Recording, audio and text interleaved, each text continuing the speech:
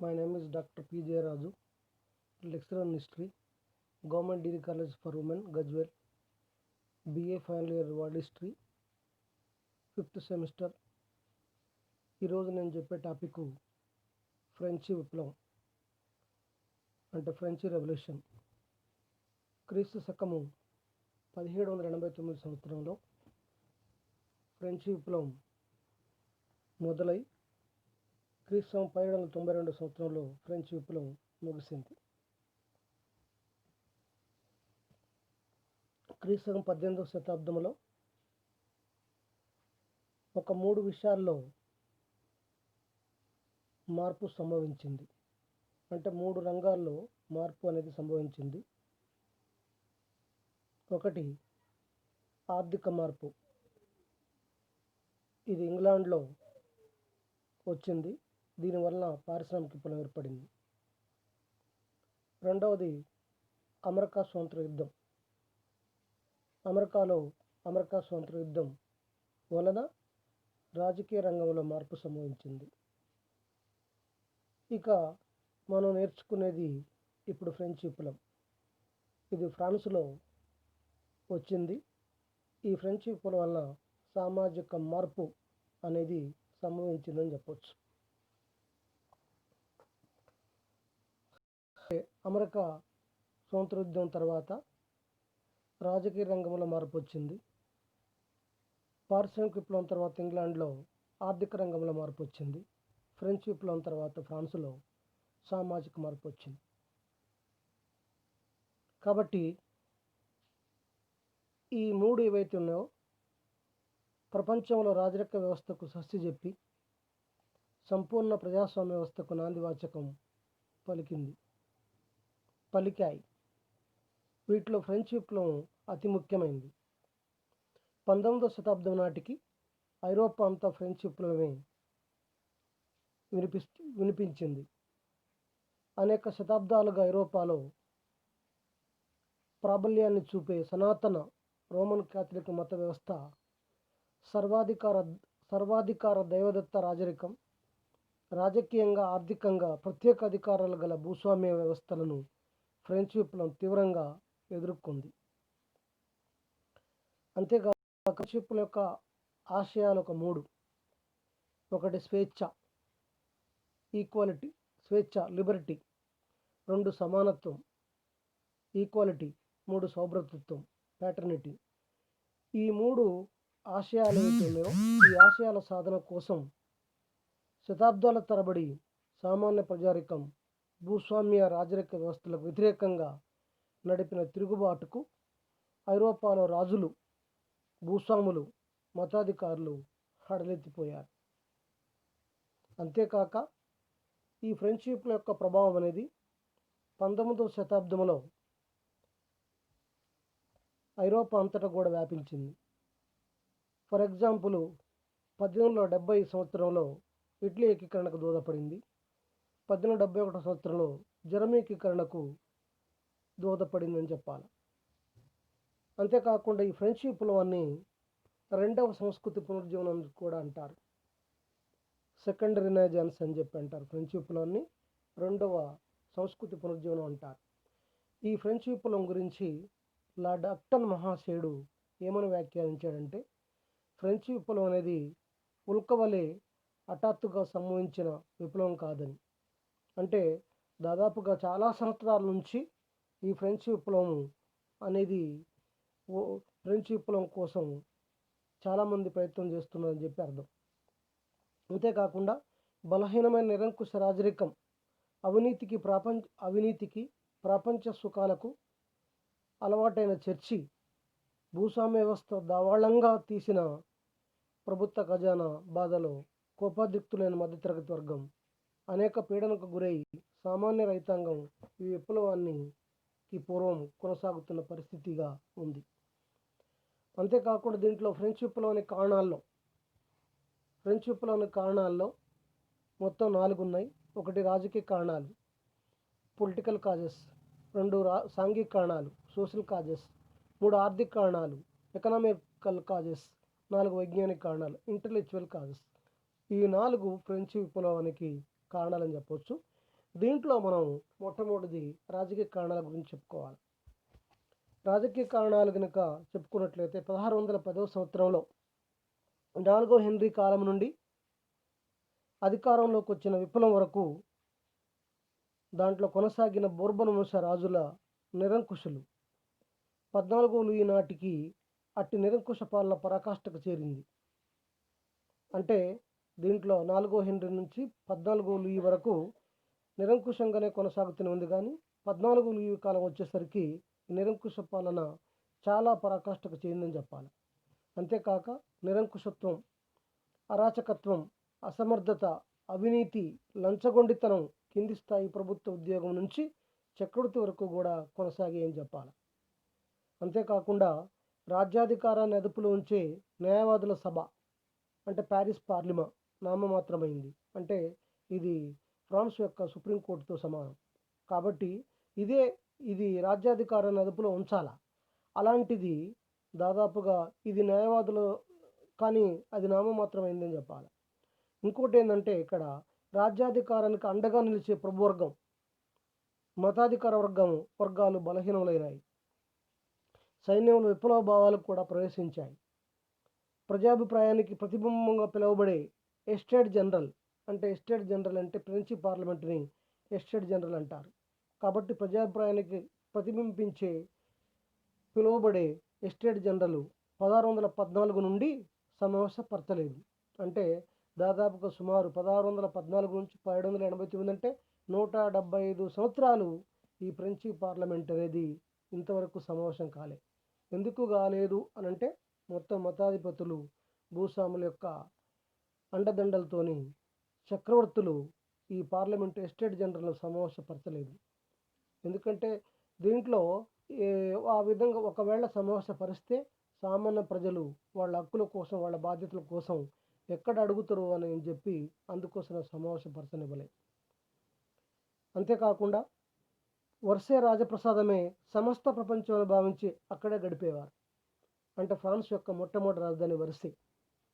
కాబట్టి దాదాపుగా 14వ లూయి నుంచి 16వ లూయి దాకా ప్రసాదంలోనే ఉండేవారు. కాబట్టి వర్సే రాజప్రసాదమే సమస్త ప్రపంచమని భావించి అక్కడే గడిపేవారు. అక్కడే విలాసవంతమైన జీవితం, భోగలాలస జీవితాన్ని గడుపుతుండేవాళ్ళు. అంతేగాని సామాన్య ప్రజల గురించి పట్టించుకునే పరిస్థితి లేదు. ఇట్టి అసమర్థ పాలన 15వ లూయి కాలం వరకు నుండి 16వ లూయి కాలం వరకు విప్లవం రావడానికి దారితీశాయి. 14వ లూయి కాలంలో అంతంత మాత్రమే ఉన్నా 15వ లూయి 16వ లూయి కాలాలు మాత్రం ఫ్రెంచ్ విప్లవం రావడానికి దారితీసిందని చెప్పవచ్చు. సరే, దీంట్లో ముఖ్యంగా ఈ రాజకీయ కారణాల్లో మొట్టమొదట మనం 14వ లూయి గురించి చెప్పుకుందాం. ఫ్రాన్స్ అత్యంత వైభవాన్ని ఇతని కాలంలోనే పొంది చివరకు పూర్తి పతనావస్థకు చేరడం జరిగింది. ఎందుకనంటే ఇక్కడ ఆ వర్సే రాజప్రసాదం, అదే దాన్ని అద్దాల హాల్ అంటారు. దాన్ని నిర్మించింది 14వ లూయి. కోటాను కోట్ల రూపాయలు పెట్టి ఆ వర్సే రాజప్రసాదాన్ని నిర్మించాడు 14వ లూయి. కాబట్టి దాదాపుగా అంటే భవిష్యత్తులో మొదటి ప్రపంచ యుద్ధం తర్వాత 1919వ సంవత్సరంలో ఈ వెర్సల్ సంధి అనేది ఈ వర్సే రాజప్రసాదంలోనే జరగబోతుంది. కాబట్టి అది మనం గుర్తుంచుకోవాల్సిన విషయం. ఇతని కాలంలో నిరంకుశ రాజరికం, రాజవంశీయుల భోగలాలసత్వం, వైభవ జీవితం, 30 ఏళ్లుగా అతను నిర్ణయించిన యుద్ధాల వల్ల ప్రభుత్వ ఖజానాలోని ధనమంతా ఖర్చై ప్రజలను అమిత భావాలకు గురి చేశాయి. చివరకు 14వ లూయి అంత్యక్రియలకు కావలసిన డబ్బు కూడా ప్రభుత్వ ఖజానాలో లేకుండా పోయింది. ఈయన 14వ లూయి పరిపాలన కాలంలో ఒక పక్క ఆయన వర్సే రాజప్రసాదం నిర్మించడం, ఆ తర్వాత ఇంకొక పక్క అమెరికా స్వతంత్ర యుద్ధంలో పాల్గొనటం, విదేశీ యుద్ధాలకి, అంతరంగిక యుద్ధాలకి, బహిర్గత యుద్ధాలకి, అంతరంగిక నిర్మాణాలకి, గొడవలకి తన ఖజానా మొత్తం కూడా ఖాళీ అయిపోయింది. కాబట్టి ఆయన చివరి దశలో ఆయన అంత్యక్రియలకు కానీ, ఆయన సమాధి నిర్మించడానికి కానీ ప్రభుత్వ ఖజానాలో కూడా పైసలు లేకుండా పోయింది. అలాంటి దుర్భరమైన జీవితం 14వ లూయి కాలంలో సంభవించింది. ఇకపోతే 15వ లూయి రాజ్య పరిపాలనలో ఉత్సాహం లేనివాడు. రాజప్రసాదాల్లో విందు వినోదాల్లో మునిగి తేలుతుండేవాడు. ప్రజలు తిండి లేక పనుల భారంతో కృషించేవారు. నాటి బ్రిటన్లోని ప్రభువుల సభ, కామన్స్ సభలలో ప్రతినిధులు సమర్థవంతంగా దేశ సమస్యలపై చర్చిస్తూ ఉంటే, ఫ్రాన్స్లో అసమర్థులు, స్వార్థపరులైన ప్రభువులు ప్రజా సమస్యల గురించి పట్టించుకోవటం లేదు. ఇది పరిస్థితి అంటే ఈయన కాలంలో ఇంగ్లాండ్లో ప్రభువుల సభ, కామన్స్ సభలో ప్రతినిధులు దేశ సమస్యలపై పరిష్కరించుకుంటుంటే, వీళ్ళు మాత్రం ప్రజా సమస్య గురించి పట్టించుకోవటం లేదు. దాంతోనే ప్రజలు వ్యతిరేకత భావం వచ్చింది.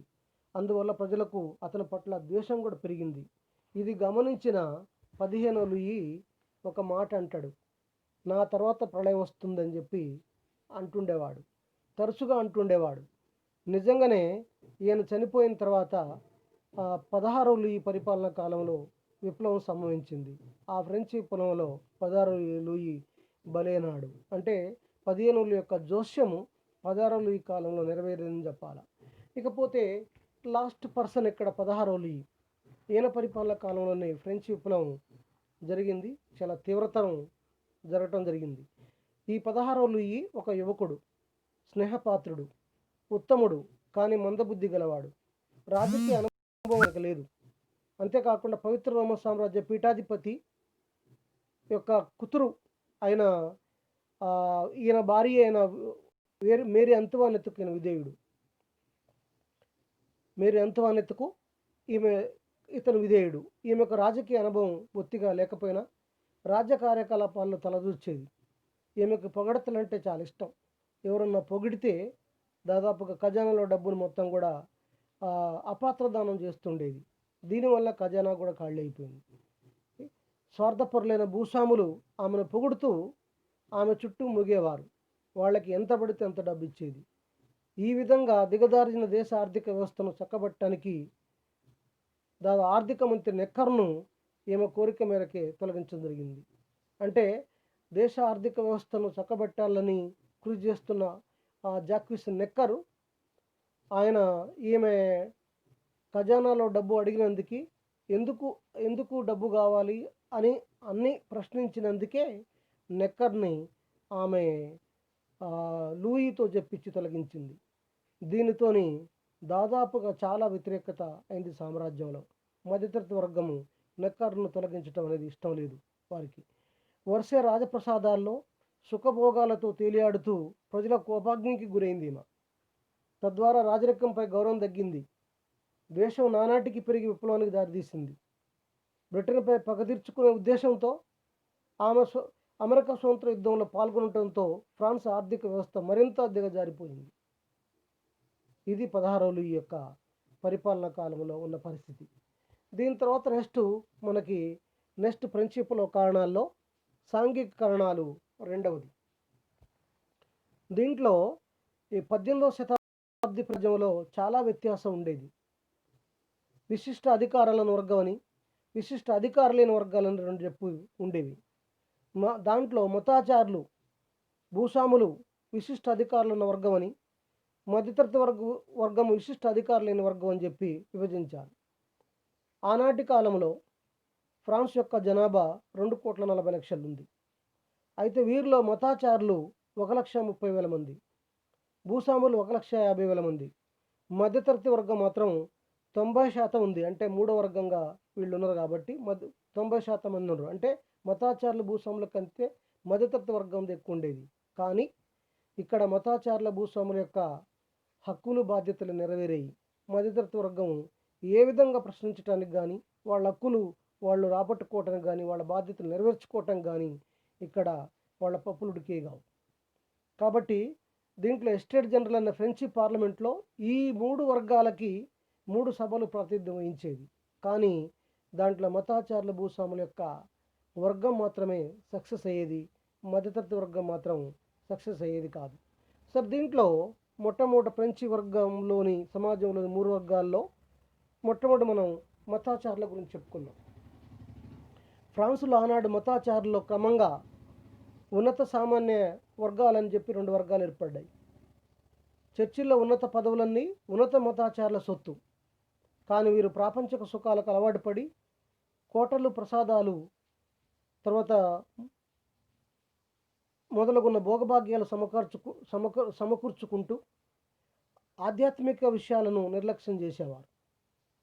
దీనివల్ల ఉన్నత సామాన్య మతాచారుల వర్గం మధ్య పరస్పర దేశాలు ఏర్పడి 1789లో విప్లవం కాగానే సామాన్యులు ప్రజానీకంలో కలిసిపోయారు. అంటే ఈ వర్గంలోనే దాదాపుగా ఉన్నత వర్గం మాత్రం సామాన్య వర్గాన్ని పీల్చి పిప్పి చేసేది. అందుకోసమే ఆ తాకిడికి మతాచారుల యొక్క ఉన్నత వర్గాన్ని తట్టుకోలేక సామాన్య ప్రజానీకంలో కలిసిపోయారు. వాళ్ళు కూడా ఫ్రెంచ్ విప్లవానికి దోహదం చేశారు. రెండవది భూస్వాములు. మతాచారుల వల్ల భూస్వాములు సైతం ప్రత్యేక అర్హతలు, హక్కులు, అవకాశాలు ఉండేవి. ప్రభుత్వంలోనూ సైన్యంలోనూ ఉన్నత పదవులన్నీ భూస్వాములకే. ప్రభుత్వానికి వీరు కూడా పన్నులు అవసరం లేదు. మతాచారులతో పాటు వీళ్ళు కూడా పన్నులు అవసరం లేదు. కర్షకులను మాత్రం పీడించి మామూలు వసూలు చేసి విలాస జీవితం అనుభవిస్తుండేవారు. మతాచారుల వల్ల భూస్వాములు కూడా సామాన్య వర్గం బయలుదేరి ప్రజల పక్షం వహించారు. భూస్వాముల్లో కూడా సామాన్య వర్గం బయలుదేరి ప్రజల పక్షం వహించడం జరిగింది. ఇది రెండో వర్గం. ఇకపోతే మూడో వర్గం ఏంటంటే మధ్యతరగతి వర్గం. వీళ్ళే సామాన్య ప్రజలు. దేశ ప్రజల్లో అధిక సంఖ్యాకులు స్వాధికారహిత వర్గానికి చెందినవారు. వీరిలో సేద్య బానిసలు, కర్షకులు, వర్తకులు, ఉద్యోగులు మొదలైన మధ్యతరగతి వర్గం వారు ఉండేవారు. భూస్వామి పొలంలో ఉదయం నుంచి సాయంత్రం వరకు పనిచేయాలి. వారు నివసించే ప్రాంతాల్లో బాటలను ప్రతిఫలం లేకుండా రైతులు వేయాలి. కర్షకులు ఉప్పు పన్ను, ఆదాయ పన్ను, భూమి పన్ను మొదలైన పన్నులు చర్చికి చెల్లించాలి. ఇక పారిశ్రామికవేత్తలు, వర్తకులు, ఉపాధ్యాయులు, వకీళ్ళు, రచయితలు, ప్రచురణకర్తలు మొదలైన వృత్తుల వారు మధ్యతరగతుల వర్గం వారే. వీరినే బూర్జువా వర్గం అని కూడా అంటారు. అంతేకాక దీంట్లో టైత్స్ పన్ను, ఆనెట్స్ పన్ను, పీట్స్పెన్స్ పన్నులు ఇవన్నీ కూడా చర్చికి చెల్లించవలే సామాన్య వర్గం. అందువల్లనే చైతన్యవంతమైన ఈ వర్గం రాజకీయ హక్కుల కోసం ఆందోళన సాగించారు. ఫ్రెంచ్ విప్లవంలో వీళ్ళు భాగస్వాములయ్యారు. ఇక మూడోది వచ్చేసరికి ఆర్థిక కారణాలు. Economical causes. రాజస్థాన విలాసాలకు, విదేశీ యుద్ధాలకు దేశంలో పన్నులు విపరీతంగా పెరిగాయి. ఉద్యోగులు స్వార్థపరులైన కర్షకులు క్రూరంగా పాపం హింసించేవారు. అంతేకాక జాతీయ రుణం $60 కోట్ల పెరిగింది. దాంతోపాటు జాతీయ ఆదాయం $2.5 కోట్ల పెరిగింది. వ్యవసాయ అభివృద్ధికి కానీ, పారిశ్రామిక అభివృద్ధికి కానీ అసలు ప్రభుత్వం శ్రద్ధ వహించేది కాదు, పట్టించుకునేది కాదు. ఈ పరిస్థితిని చక్కదిద్దడానికి 14వ లూయి, 16వ లూయి మంత్రులు చేసిన ప్రయత్నాలు కూడా విఫలమైపోయాయి. ఎందుకు విఫలమైపోయాయంటే ఎగ్జాంపుల్ 16 లూయి కాలంలో మహారాణి ఆమె చుట్టూ చేరిన ప్రభువులు ప్రతిఘటిస్తుండేవారు. దేశంలో అసంతృప్తి పెరగటమే కాక పరిస్థితులు చక్కబట్టడానికి విప్లవం తప్ప గత్యంతరం లేదని చెప్పి ఫ్రెంచి ప్రజలు భావించారు. అదే బలపడింది. ఇకపోతే ఫ్రెంచ్ విప్లవాల్లో అసలు సిసలైన కారణం వైజ్ఞానిక కారణాలు, ఇంటలెక్చువల్ కాజెస్. అంటే దీన్నే తత్వవేత్తల బోధనలు అని చెప్పి అంటారు. క్రీస్తకం 17-18వ శతాబ్దంలో శాస్త్రీయ విజ్ఞానం పెరిగింది. ఏ విధంగానంటే ఇక్కడ సర్ ఐజాక్ న్యూటన్ ఆయన గురుత్వాకర్షణ శక్తిని సిద్ధాంతాన్ని ప్రతిపాదించాడు. అంతేకాక అక్కడ గమన సూత్రాలను కూడా ప్రతిపాదించాడు. ఈయన న్యూటన్ భౌతిక ప్రపంచం ప్రకృతి సూత్రాలను అనుసరించి నడుస్తుందని తన పరిశోధనల ద్వారా స్పష్టం చేశాడు. సాంప్రదాయకత మతం పట్ల ద్వేషం, ప్రజల్లో హేతువాద దృష్టి ప్రబలింది. అంతేకాక బైబిల్ మొదలైన మత గ్రంథాలను విశ్వసించక హేతుబద్ధమైన సిద్ధాంతాలను నమ్ముతూ ప్రకృతిని ఆరాధించసాగారు. అలాంటి వారిని డీస్టులు అంటారు. ఈ వైజ్ఞానిక కారణాల్లో ఫ్రెంచ్ విప్లవానికి దోహదం చేసిన వాళ్ళలో 5 మంది ఉన్నారు. దాంట్లో మొట్టమొదటి మాంటెస్క్యూ. ఇతడు మానవ శాస్త్రానికి, భూగోళ శాస్త్రానికి, రాజకీయాలతో ఉన్న సంబంధాన్ని చక్కగా వివరించినాడు. స్పిరిట్ ఆఫ్ ది లాస్ అనే గ్రంథంలో సుప్రసిద్ధ రాజ్యాంగాలను వర్ణిస్తూ ఫ్రాన్సులో నిరంకుశ విధానాన్ని రూపుమాపి అధికార విభజనను కొనసాగించాలని వివరించాడు. అంతేకాక ప్రభుత్వంలోని శాసన నిర్మాణ శాఖ, కార్యనిర్వహణ శాఖలు స్వతంత్రంగా వ్యవహరించినప్పుడే ప్రజల రాజకీయ స్వాతంత్రం సురక్షితంగా ఉండగలదని బోధించాడు. అంటే ఈ 3 కూడా దీంట్లో ప్రభుత్వంలోని శాస్త్ర నిర్వహణ శాఖ, కార్యనిర్వాహక శాఖ, న్యాయశాఖ ఈ మూడు కూడా ఎవరికి తగ్గట్టు వాళ్ళకి స్వేచ్ఛ అనేది ఉండాలి. ఎవరి దారి వారికే ఉండాలి. అంతేకాని ఈ మూడు ఏకమైతే దాదాపుగా అది ప్రజలకు చట్టం దృష్టిలో న్యాయం అనేది సమాన్యాయం అనేది జరగదు. కాబట్టి ముఖ్యంగా న్యాయశాఖకి స్వతంత్ర ప్రతిపత్తి ఇవ్వాలి. ఆ స్వతంత్ర ప్రతిపత్తి అనేది కేవలం ఫ్రెంచ్ విప్లవ కాలంలో మతాచారులకి, భూస్వాములకి, చక్రవర్తులకి వర్తించేది, మధ్యతరగతి వర్గానికి వర్తించేది కాదు. ఇకపోతే దీంట్లో ముఖ్యంగా ప్రభుత్వంలోని ఏవైతే ఈ మూడు శాఖలు ఉన్నాయో ఇవి ప్రజల రాజకీయ స్వాతంత్రం సురక్షితంగా ఉండగలదని చెప్పి బోధించడం జరిగింది మాంటెస్క్యూ. ఇక రెండవది వోల్టేర్. ఇతడు ఒక కవి, చరిత్రకారుడు, తత్వవేత్త, నాటి ఫ్రెంచి తత్వవేత్తలో ముఖ్యుడని చెప్పాలి ఆయన. అంతేకాక రాజులు, భూస్వాములు, మతాధిపతులు చేసే దుశ్చర్యలను ఇతడు నిశితంగా ఖండించాడు. క్రైస్తవ మతంలో, ప్రభుత్వంలో, సమాజంలో ప్రజలే దురాచారాలను తీవ్రంగా విమర్శించి ప్రజల హక్కుల సిద్ధాంతాన్ని ప్రతిపాదించిండు. అందుకే వోల్టేర్ను విప్లవంలో సగభాగం అంటే చెప్పి అంటారు. విప్లవంలో సగభాగం అని చెప్పి వోల్టేర్ని అంటారు. నెక్స్ట్ మూడో ఆయన రూసో. ప్రపంచ ప్రఖ్యాతిగాంచిన ఫ్రెంచి తత్వవేత్తల్లో రూసో ఒకడు. ఇతడు తన సుప్రసిద్ధ గ్రంథమైన సోషల్ కాంట్రాక్ట్లో అంటే సామాజిక ఒడంబడిక అనే పుస్తకంలో మానవుని శృంఖలబద్ధుని గావించిన సంస్థలన్నిటిని తొలగించి తిరిగి అతన్ని స్వేచ్ఛాజీవిగా మార్చాలని రూసో యొక్క భావన. ప్రజాభిప్రాయ అనుసారమే శాసనాలు నిర్మించాలని అతని యొక్క వాదన. ఇతని భావాలు, బోధనలు నిరంకుశత్వ సంకేతాలకు బద్దులైన ఫ్రెంచి ప్రజల హృదయాలను కదిలించి వారిని ఫ్రెంచి విప్లవంలోకి చేశాయి. ఈ ముగ్గురు ఫ్రెంచి విప్లవంలో భాగస్వాములై ప్రజలను విపరీతమైన చైతన్యవంతులుగా తీసుకొచ్చారు. వీరే కాక ఆడమ్ స్మిత్, డెనిస్ డిడిలో లాంటి వైజ్ఞానిక శాస్త్రవేత్తలు ఫ్రెంచి విప్లవానికి దోహదం చేశారు. ఇవి ఫ్రెంచి విప్లవం యొక్క కారణాలు. ఇక ఫ్రెంచి విప్లవం ప్రారంభమైంది. ఫ్రెంచి విప్లవం ప్రారంభం. ఫ్రెంచి ప్రభుత్వ ఖజానా దివాళా తీసింది. ప్రభుత్వానికి రుణం ఇచ్చేవారు లేకుండా పోయారు. అధిక వర్షపాతం వల్ల పంటలు పాడే దేశం అంతా క్షేమం తాండవించింది. ఈ ఆర్థిక దుస్థితి విప్లవానికి దారితీసింది. దిక్కుతోసిన 16వ లూయి ఆర్థిక మంత్రి కలోనీ సలహాపై 1787 ఫిబ్రవరిలో వర్సే రాజప్రసాదంలో 145 మంది ప్రముఖుల సభను ఏర్పాటు చేశాడు. ఈ సభను ప్రభువర్గం అంగీకరించలేదు. ఎందుకు అంగీకరించలేదంటే మతాచార్య వర్గానికి, భూస్వామి వర్గానికి తక్కువ ఓట్లు వచ్చాయి, మధ్యతరగతి వర్గానికి ఎక్కువ ఓట్లు వచ్చాయి. అందుకోసమే ఈ సభను ప్రభువర్గం అంగీకరించలేదు. దాంతో కలోనీ పదవిభ్రష్టుడయ్యాడు. ఆయన రాజీనామా చేశాడు. లూయి పారిస్ పార్లిమాను రద్దుపరిచాడు. అంటే దాదాపుగా పారిస్ పార్లిమెంట్ న్యాయవాదుల సభను రద్దుపరచడం జరిగింది. గత్యంతరం లేక జాక్విస్ నెక్కర్ను మళ్ళా తిరిగి ఆర్థిక మంత్రిగా నియమించి ఎస్టేట్ జనరల్ను ఏర్పాటు చేయడానికి ఆజ్ఞాపించాడు 16వ లూయి. గత్యంతరం లేక లూయి 1789 మే 5వ తారీఖున వెర్సైల్ నగరం ఎస్టేట్ జనరల్ వేరువేరుగా సమావేశపరిచాడు. అందువల్ల మూడో సభ అందుకు అంగీకరించక 1789 జూన్ 17న తీవ్రవాదులైన మారట్, డాంటన్, రాబస్పియర్ల నాయకత్వంలో తమకు తామే జాతీయ సభను ప్రకటించుకొని దేశ సమస్యలు తామే పరిష్కరించుకుంటామని చెప్పి వాళ్ళు ప్రకటించడం జరిగింది. ఆ విధంగా ప్రకటించడంతో అందులో భాగంగా మొట్టమొదటిది టెన్నిస్ కోర్టు శబ్దం. దీంట్లో మొట్టమొదటిది టెన్నిస్ కోర్టు యొక్క శబ్దం 1789 జూన్ 20న జాతీయ సమావేశం కాకుండా ఎస్టేట్ జనరల్ మూసివేయబడింది. ఎస్టేట్ జనరల్ సమీపంలో టెన్నిస్ కోర్టు నందు మూడవ సభ వారు సమావేశమయ్యారు.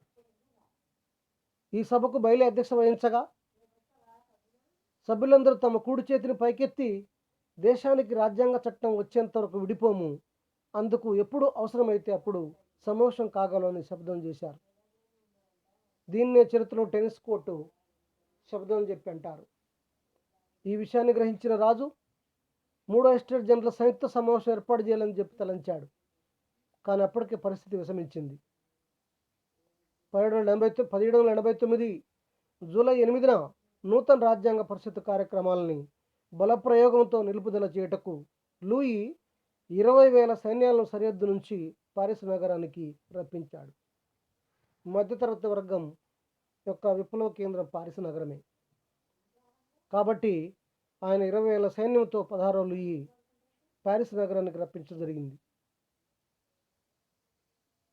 దీని తర్వాత నెక్స్ట్ బాస్టిల్ కోట పతనం. ఈ యొక్క అంటే ఈ ప్రజలు మధ్యతరగతి వర్గం ఏవైతే ఉన్నారో వాళ్ళు లూయి చర్యల వల్ల ప్యారిస్ ప్రజల్లో భయాందోళనలు చెలరేగాయి. ప్యారిస్ ప్రజలంతా తీవ్రవాదులకు మద్దతిచ్చారు. దీనికి తోడు మూడో ఎస్టేట్కు అనుకూలంగా ఉన్నాడనే తలంపుతో ఆర్థిక మంత్రి నెక్కర్ను రాజు తొలగించాడు. ప్రజలు మరింత రెచ్చిపోయారు. అందుకే చెట్ల ఆకులన్నీ బ్యాడ్జీగా ధరించి నెక్కర్ ఫోటోను ఊరేగిస్తూ పెద్ద సంఖ్యలో ప్రజలు జూలై 11, 12 తేదీల్లో ప్యారిస్ నగర వీధులలో ప్రదర్శన చేశారు. వీధుల్లో ప్రజలకు సైనికులకు తీవ్ర పోరాటం జరిగింది. విప్లవకారులు పారిస్ నగరానికి తూర్పున గల బాస్టిల్ కోటపై దాడి చేశారు. ఇది బుర్బన్ రాజుల నిరంకుశత్వానికి చిహ్నంగా వేలాది మంది నిర్బంధించిన జైలు. అంటే ఎవరైతే రాజును కానీ ప్రభువులు కానీ మతాచారులు వ్యతిరేకించిన ప్రజల్ని బాస్టిల్ కోటలో బంధించి వాళ్ళు జీవితాంతం వారు మరణించే వరకు కూడా వాళ్ళని విడుదల చేయరు. అలాంటి బాస్టిల్ కోట పైన దాడి చేయటం జరిగింది. ఇది బుర్బన్ రాజుల నిరంకుశత్వానికి చిహ్నం. వేలాది మంది నిర్బంధించిన జైలు. ఇందులో అనేక మంది ఖైదీలు విడిపించబడ్డారు. అందుకోసమనే ఈ రోజునే జాతీయ దినంగా ప్రపంచ చరిత్రలో పరిగణిస్తారు. అంటే ఏ రోజు అనంటే జూలై 14వ తేదీన ఫ్రాన్స్లో జాతీయ దినంగా ప్రపంచ చరిత్రలో ప్రకటిస్తారు. ఇదే విప్లవం దినంగా. ఇప్పటికి కూడా ఫ్రాన్సు జూలై 14న ఇండిపెండెన్స్ డే జరుపుకుంటుంది. ఇకపోతే నెక్స్ట్ది పారిస్ల ఆకలి యాత్ర. అవి ఆ విధంగా ఉంటే నిత్యావసర వస్తువులతో పాటు రొట్టె ధరలు పెరగడంతో రాజు రాణి పట్ల వీరి నిరసన తీవ్రస్థాయికి చేరింది. 1789 అక్టోబర్ 5న కొన్ని వేల మంది స్త్రీలు పారిస్ నుంచి వాళ్ళు వర్సే రాజప్రసాదాన్ని ముట్టడించడం కోసం బయలుదేరారు. అదే పారిస్ల ఆకలి యాత్ర. 1789 అక్టోబర్ 6లో రాజు 16వ లూయి రాణి మేరీ అంతువానెత్ కుమారుణ్ణి బంధించి పారిస్ నగరాన్ని తీసుకొచ్చి టుల్రిస్ రాజభవనంలో బంధించారు. అప్పటి నుండి ఫ్రాన్సుకు రాజధాని ప్యారిస్ అయింది. ఇంతకు మునుపు వర్సే ఉండేది. దీని తర్వాత జాతీయ రాజ్యాంగ పరిషత్తులో నూతన రాజ్యాంగాన్ని తయారు చేశారు. ప్యారిస్ నగరం తీవ్రవాద వర్గాలైన జాకోబిన్, కార్డిలియన్ వంటి విప్లవకారులకు కేంద్రమైంది. రాజ్యాంగ పరిషత్తు 1789 అక్టోబర్ నుంచి 1791 సెప్టెంబర్ వరకు అనేక సమావేశాలు జరిపి నూతన రాజ్యాంగాన్ని రూపొందించడానికి ప్రయత్నం జరిగింది. 1791 వరకు జాతీయ అసెంబ్లీ తయారు చేసిన మొదటి రాజ్యాంగం అమల్లోకి వచ్చింది. ఈ నూతన రాజ్యాంగాన్ని పారిస్ ప్రజలు తప్ప దేశ ప్రజలందరూ కూడా బలపరిచారు. ఫ్రాన్స్లో ప్రతి వ్యక్తి పౌరుడా అని సంబోధించే ఏర్పాటు జరిగింది. రాజు వార్నిస్కు పారిపోయాడు. తన అధికారాన్ని పోగొట్టుకున్న 16వ లూయి ఆస్ట్రియాకు పారిపోవాలని చెప్పి నిశ్చయించుకున్నాడు. అందుచేత 16వ లూయి రాణి మేరీ అంతువానెత్తో కలిసి మారువేషాలతో 20 జూన్ 1791 నాటి రాత్రి ఫ్రాన్స్ నుండి తప్పించుకుని పోవడానికి రాజప్రసాదాన్ని వదిలి వెళ్ళారు. ఫ్రాన్స్ సరిహద్దైన వార్నిస్లో పట్టుబడి ప్యారిస్కు తేవడం జరిగింది. తర్వాత రాజరికం రద్దు. 16వ లూయి ఉరి. జాతీయ కన్వెన్షన్ సెప్టెంబర్ 20, 1792 నాడు సమావేశమై వెంటనే ఫ్రాన్స్లో రాజరికాన్ని రద్దు చేయడానికి పూనుకొన్ను. సెప్టెంబర్ 21, 1792లో రాజరికం రద్దు చేసి రిపబ్లిక్ను ఏర్పాటు చేశారు. జాతీయ కన్వెన్షన్ లూయిని ఉరి తీయాలని చెప్పి నిర్ణయించింది. అధిక సంఖ్యాకులైన మెజార్టీ జాకోబిన్లు జనవరి 21, 1793 ఆదివారం రోజున 16 లూయిని ఉరితీశారు. దీని తర్వాత ఫ్రెంచ్ విప్లవం యొక్క ఫలితాలు. ఫ్రెంచ్ విప్లవ పద్యాలు మొత్తం 10 ఉన్నాయి. దాంట్లో కొన్ని మాత్రమే మెన్షన్ చేయటం జరిగింది. ఇది ప్రపంచ చరిత్రలో ఒక నూతన శకారంభాన్ని సూచిస్తుంది. ఫ్రెంచ్ విప్లవం రాజకీయ, ఆర్థిక, సాంఘిక జీవనాల్లో భావ పరంపర, దౌత్యనీతి, యుద్ధ రీతులలో పాతుకుపోయిన ప్రాచీన వ్యవస్థ లక్షణాలకు స్వస్తి చెప్పింది. ఫ్రెంచ్ విప్లవం వల్ల శాశ్వత సత్ఫలితాలు ఎన్నో కలిగాయి. ఫ్రెంచ్ విప్లవం జీవితమందుల అన్ని రంగాల్లో మార్పు తెచ్చింది. ఫ్రాన్స్లో భూస్వామ్య విధానం, స్వాధికారాలు శాశ్వతంగా అంతరించాయి. దీంట్లో ఫ్రెంచ్ విప్లవంలో 1, ఫ్రాన్స్లో బూర్బన్ నిరంకుశత్వం అంతరించి రిపబ్లిక్ ఏర్పడింది. 2, ఫ్రెంచ్ విప్లవం భాగమైన రాజ్యాంగ పరిషత్తు వర్గ భేదాలు నిర్మూలించి సాంఘిక సమానత్వం ఏర్పరిచి చట్టం దృష్టిలో అందరూ సమానమని ప్రకటించారు. 3, ఈ విప్లవం సమానత్వం, సౌభ్రతత్వం అనే సిద్ధాంతాలను బహు ప్రచారంలోకి తీసుకొని వచ్చింది. 4, మాంటెస్క్యూ, వోల్టేర్, రూసోల వంటి తత్వవేత్తల బోధనలకు అనుగుణంగా సర్వసత్తాక అధికారం ప్రజలదే అనే సిద్ధాంతానికి గుర్తింపు వచ్చింది. 5, మత సంస్థలు ప్రభుత్వానికి లోబడి తమ ప్రత్యేక అధికారాన్ని కోల్పోయాయి. 6, ఫ్రాన్స్లో ప్రజాస్వామ్యానికి బీజాలు నాటడం జరిగింది. తర్వాత 7, ఫ్రెంచ్ విప్లవ శక్తి ప్రభావం వల్ల జాతీయ పరిజ్ఞానం వృద్ధి చెందింది. 8, చర్చి మూఢ విశ్వాసాలు, నమ్మకాలు క్రమంగా క్షీణించి వాటి స్థానాన్ని హేతువాదం, శాస్త్రీయ దృక్పథం ఆక్రమించింది. 9, నెపోలియన్ తాను మొదటి కాన్సల్గా ఉన్నప్పుడు పారిస్లో విశ్వవిద్యాలయం స్థాపించను. దీని ఫలితం యూరప్లో కూడా ఉన్నత విద్యకు ప్రాముఖ్యం లభించను. ఈ విప్లవం ఉదారవాదమునకు దారితీసింది. 10, ఫ్రెంచ్ విప్లవ ప్రభావం వల్ల ఏర్పడిన జాతీయ భావం భారతదేశంపై ప్రభావాన్ని చూపించడం వలన 1885 సంవత్సరంలో కౌన్సిల్ స్థాపనకు దారితీసింది. అంటే జాతీయ కాంగ్రెస్ స్థాపనకు దారితీసింది. ఇకపోతే ముగింపు. ఫ్రెంచ్ విప్లవం కేవలం ఫ్రాన్స్కే పరిమితమైంది కాదు, దాని ఫలితాలు ఇతర దేశాలను ప్రభావితం చేశాయి. ఫ్రెంచ్ విప్లవం 1789 చారిత్రక విప్లవాల్లో చాలా ముఖ్యమైనది. ఈ విప్లవం జరుగుతున్న కాలంలో ఫ్రాన్స్ గణతంత్ర రాజ్యంగా అవతరించింది. 16వ లూయిని ఉరితీయటం, నూతన రాజ్యాంగం అమల్లోకి రావటం జరిగింది. జీవితమన్నదలై అన్ని రంగాల్లో ఫ్రెంచ్ విప్లవం సుదృఢమైన మార్పులు కలిగించింది. రాజకీయ రంగంలో విప్లవాత్మకమైన మార్పులే కాక చర్చిని ప్రభుత్వ ఆధీనంలోకి తెచ్చింది. బానిస వ్యవస్థ, భూస్వామ్య విధానం రద్దయిపోయింది. ఈ విప్లవం ఇతర ఐరోపా దేశాలకు కూడా ప్రభావితం చేసింది. 1799లో సామాన్య పౌరుడైన నెపోలియన్ సైనిక తిరుగుబాటు జరిపి అధికారాన్ని హస్తగతం చేసుకున్నాడు. తర్వాత 1804లో అతను చక్రవర్తి అయ్యాడు. ఫ్రెంచ్ విప్లవం అనేక స్థాయిల్లో జరిగి అనేక కారణాల్లో ఒదిగి వివిధ ఫలితాలకు దారితీసింది. ఈ ప్రభావం ఫ్రాన్స్ దేశంపైనే కాక ప్రపంచం పైన పడింది. అందుకనే ఈ విప్లవాన్ని 2వ సంస్కృతి పునరుజ్జీవనం అని చెప్పి అంటారు. Thank you very much.